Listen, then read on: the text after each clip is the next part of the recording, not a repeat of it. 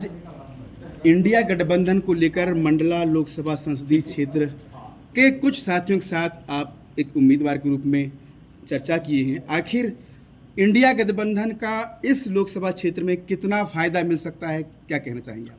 India गठबंधन के हमारे साथी, आम आदमी के पार्टी के हमारे साथी और जेएस के हमारे साथी और साथियों के साथ हमारे कम्युनिस्ट सीपीएम के साथी और हमारे जनसंघर्ष मोर्चा जो इंडिया की अलायंस में समाहित हैं, सबके साथ बैठक हुआ है।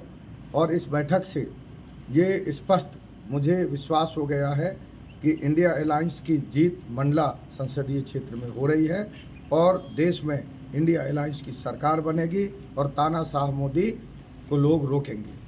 कांग्रेस पार्टी का जो मोटो है वो तो अलग बात है, सबके सामने है ही। आप व्यक्तिगत रूप से आपका मोटो क्या रहेगा इस चुनाव में?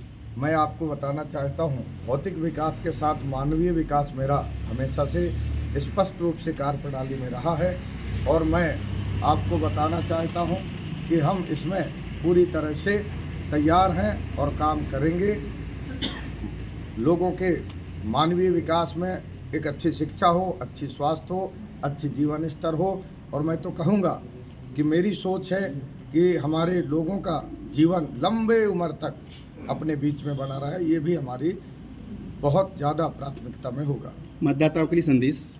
मतदाता साथियों, आप सब लोगों को अपना मतदान का प्रयोग करना है। हमारे देश की आज़ादी के लिए करोड़ों लोगों ने संघर्ष किया और लाखों लोगों ने अपना जीवन दिया।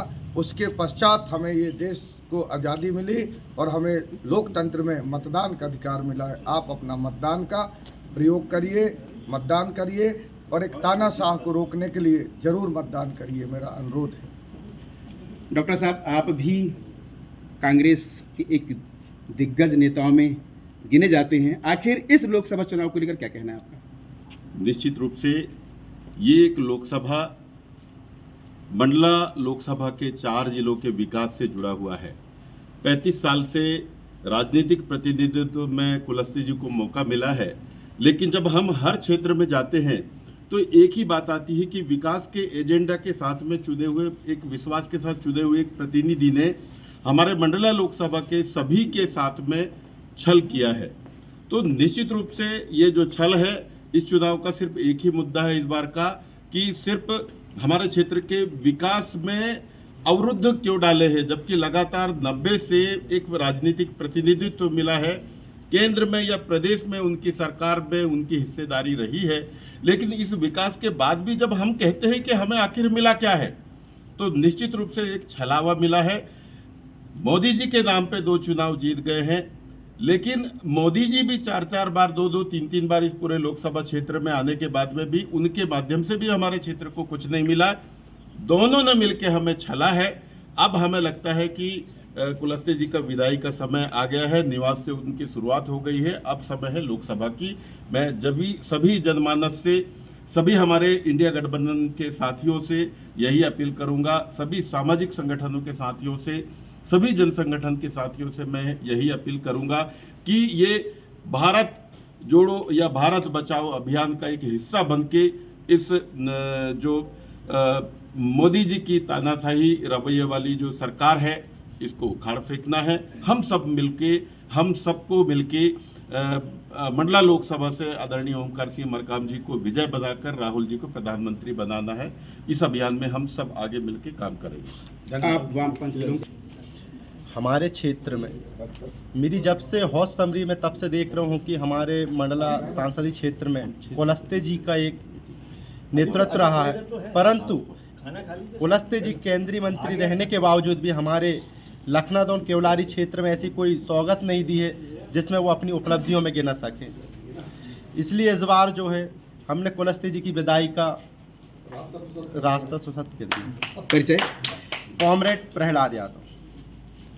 आम आदमी पार्टी से बिलोंग करते हैं और इंडिया गठबंधन को लेकर के आज लोकसभा प्रत्याशी मंडला ओमकार मरकाम के साथ विचार मंथन भी किया। आखिर क्या है गठबंधन में आपका?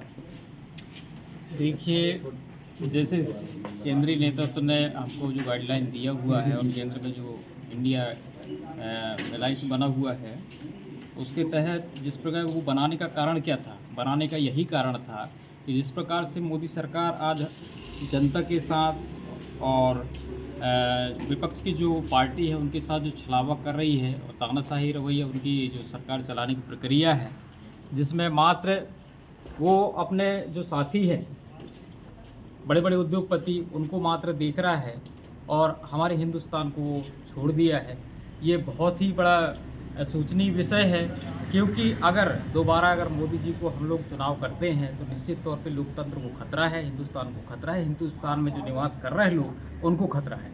क्योंकि हमारा ये पहली प्राथमिकता आ गई है कि हमें किसी भी स्थिति में हमें जो इंडिया अलायंस के जो गठबंधन है उसकी सरकार बनाना बहुत ही आवश्यक है। बहुत बहुत धन्यवाद।